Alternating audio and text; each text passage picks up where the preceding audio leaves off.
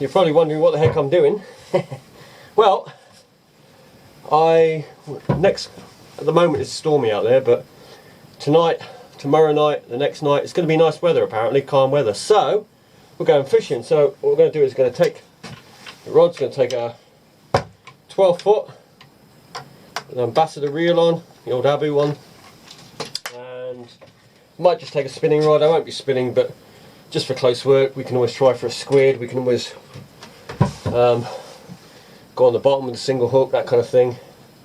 I mean, I could go for congers, but to be honest, there's so many of them around, and they're quite easy to catch here. There's, like I say, the island, every beach you go to, you'll find them, or every rock mark. Now, we're only going to go downtown, probably about the easiest place you can go. But like I said, at this time of year, there's not a lot happening, so don't want to be climbing down cliffs, anything like that, only to find there's no fish down there. So I'm going to go downtown, plus a friend. We'll be going with a couple of friends. Now this thing here is going to be a drop net. Now I say a drop net, I'm going to use the shrimp net, or the old seine net that I've got with the small holes. I don't know if you can see that there. Going to chop out a piece of that once I've made this, and we're just going to see if we can catch anything. Nothing in particular. I'm not really going for crab, lobster, anything like that. I'm just going to drop it down and see if there's any prawns and things down there. It'll just be interesting. Drop it down, leave it down with a bit of bait in, pull it up and see if we can, what interesting things we can catch. Now we're using the small net obviously, because then small things won't get through it, and we can, like I say, have a look what's down there. Hopefully we might get a few nice big prawns. That'd be nice. That's what I really would like. So, and I'm also going to show you something else, but I'll talk about that later. Little trick. But anyway, this is just a copper pipe. It's coated in plastic. It came out, a friend dropped it off in some old alkathene, because he thought I might want the alkathene. It had this inside it, so it's actually proved useful. I have made a crab wheel out of this, a big one, and it does work. I wouldn't advise it in just regular copper, because obviously it'll break quite easy or bend and then it's knackered. But just for what we're doing for a shrimp thing, if you're not in too rough a ground, you'll be right. Plus I've got ones with wheels for crabs anyway, so. But if we make it, I don't want it too big, that's probably about the right sort of size, something like that. And what we'll do is we'll put a dowel in here, then we'll push the dowel into this side, like so, and then we'll probably just use insulation tape or something to hold it all together. It's not going to come apart, not once it's formed into the shape. And then, like I say, we'll try it, but we're not going to be doing the fishing on this video. I'm a bit short of time today. It's actually tomorrow. You'll be seeing this video tomorrow.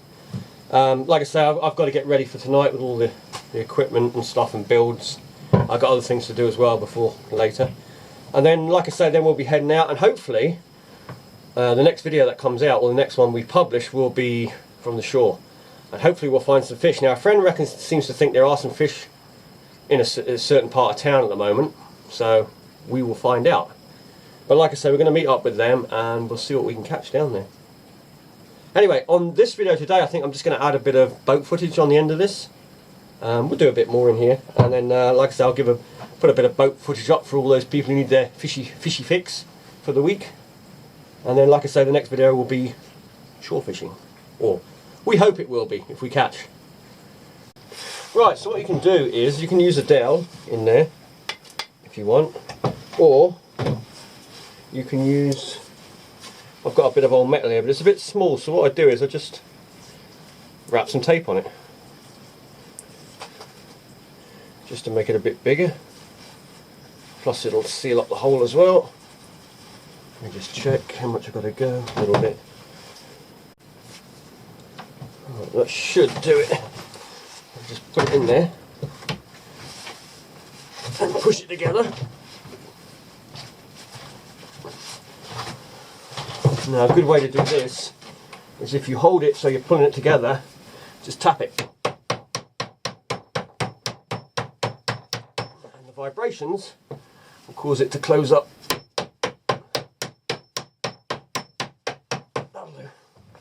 Right, now what we do is take the tape. There we go. There you have it, one joint. Right, Now I just need to shape this thing. I'll take it outside afterwards and I'll flatten it out, just get the circle that we need. It doesn't have to be perfect.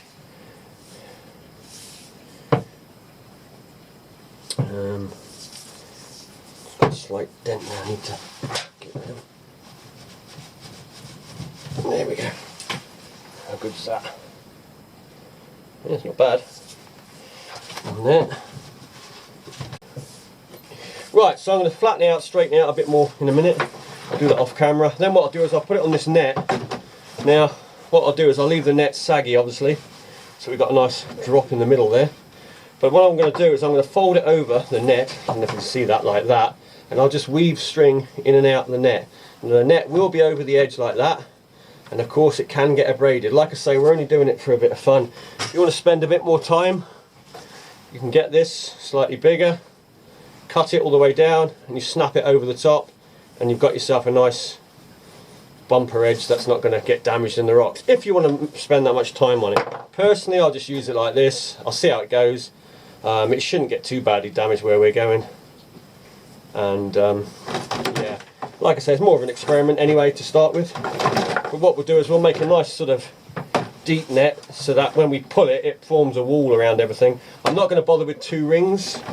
I've seen nets like that before, but when you throw them in, I have had one before, and they can land funny and they just can get all tangled and messed up in the bottom. So we're just going to go with this, and hopefully this will we might, like I say, be able to get some prawns and things. We'll see what happens when we get down there. Depends if there's anything about. There wasn't a lot of prawns when we went ormering the other day, so I'm not overly hopeful, but like I say, we're going to be fishing, so why not have a bit of fun while we're down there, try some new things.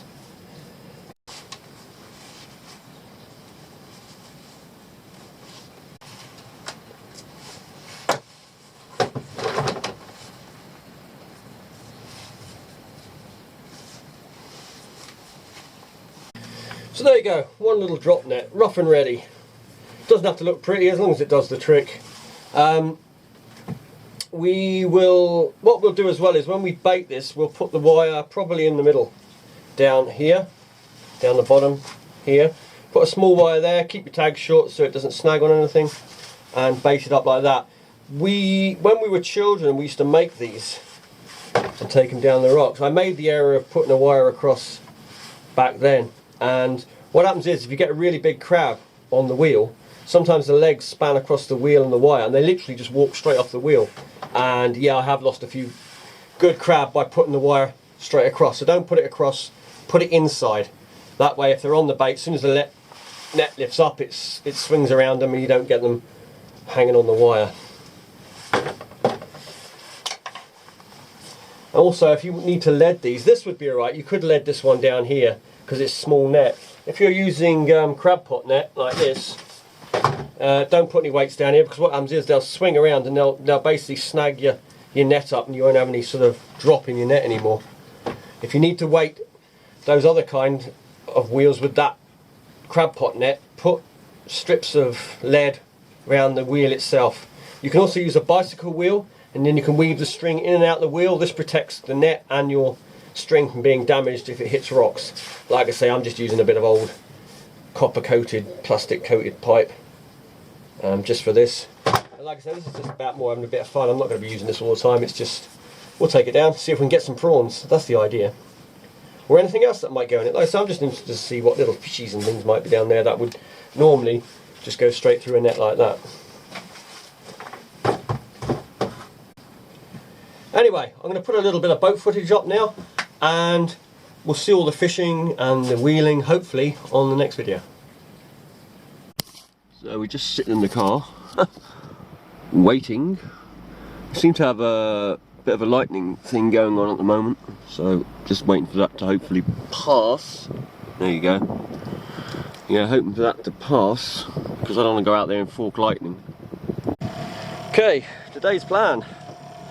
We're going to go out, we're going to do some pots, our deep water pots, then we're going to head round to a few bass marks, and if we don't catch any bass, then we will carry on and do our other pots.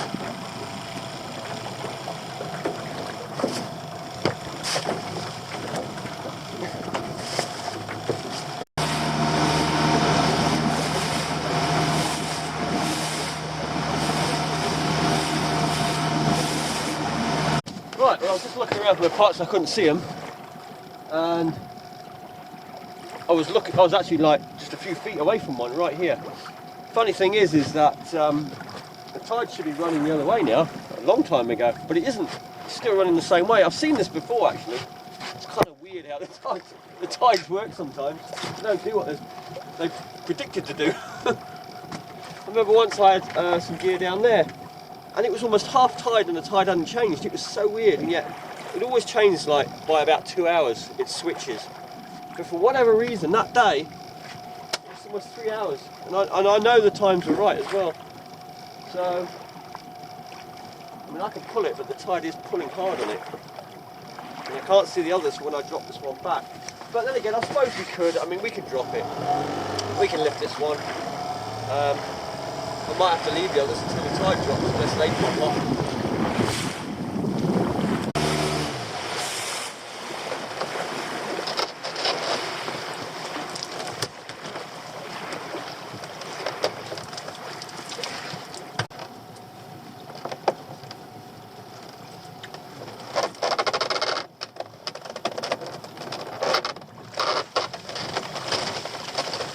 Nice big lobster in that one.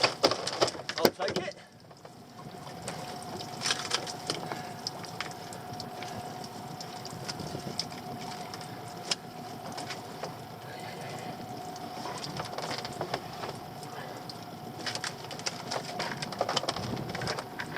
Look at that beaut. Good 2 pound of that one. Well, we caught something anyway.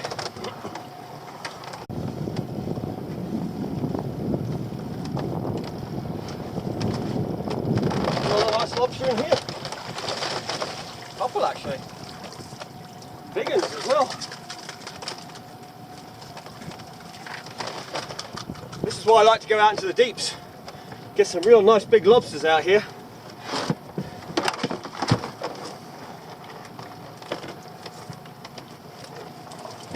And another decent one there.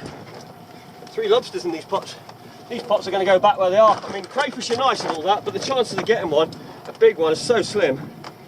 I'd rather at least be catching some lobster, especially that big.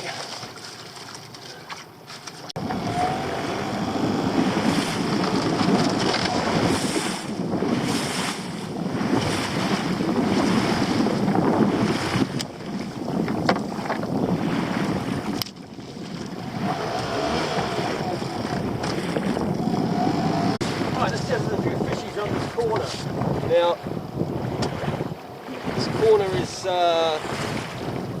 need the right tide, but it isn't far from the tide. It might be too far. We'll find out.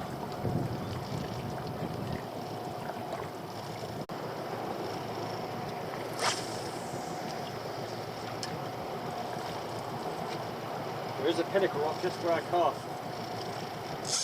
And that's what I was hoping for. Fish lurking around it. Not a very big one, but first fish of the morning. So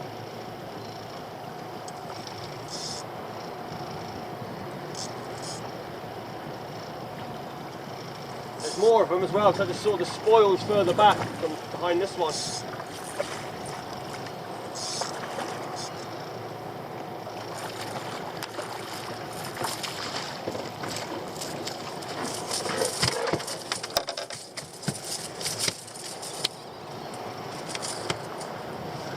Actually, it's a little bit better than I thought it was going to be. It's not giant, but it's not tiny either. Let's see what size we caught for our first one.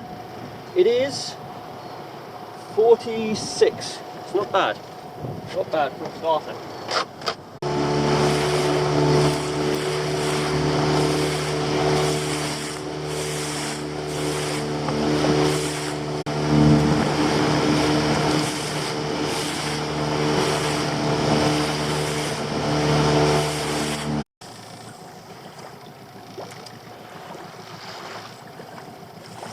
Bring the lure down the side of that rock.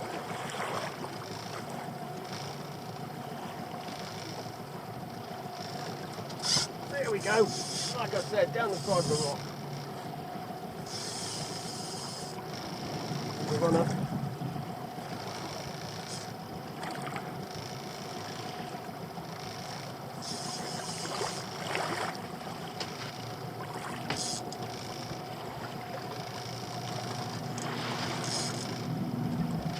I need the net for this one.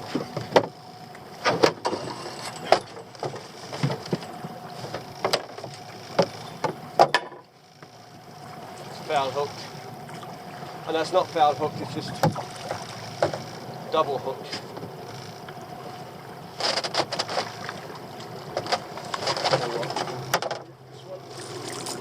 Says yes. Nice fish that. That's going to be a 48 maybe.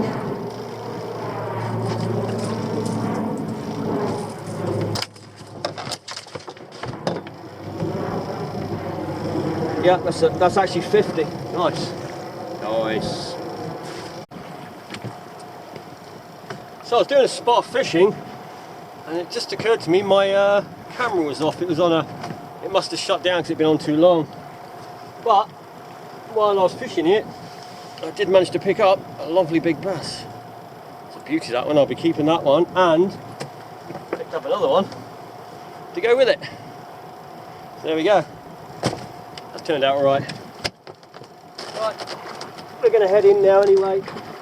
I didn't bother putting the camera back on because after that I tried again, and obviously I was fishing and I didn't see it, so just shortly after. And I decided, well, I'm going to pack it in now, get in nice and early. We've got a couple of fish there. We had a couple of smaller ones earlier, so it's all good. Let's go. Hometown. We've got our lobsters as well.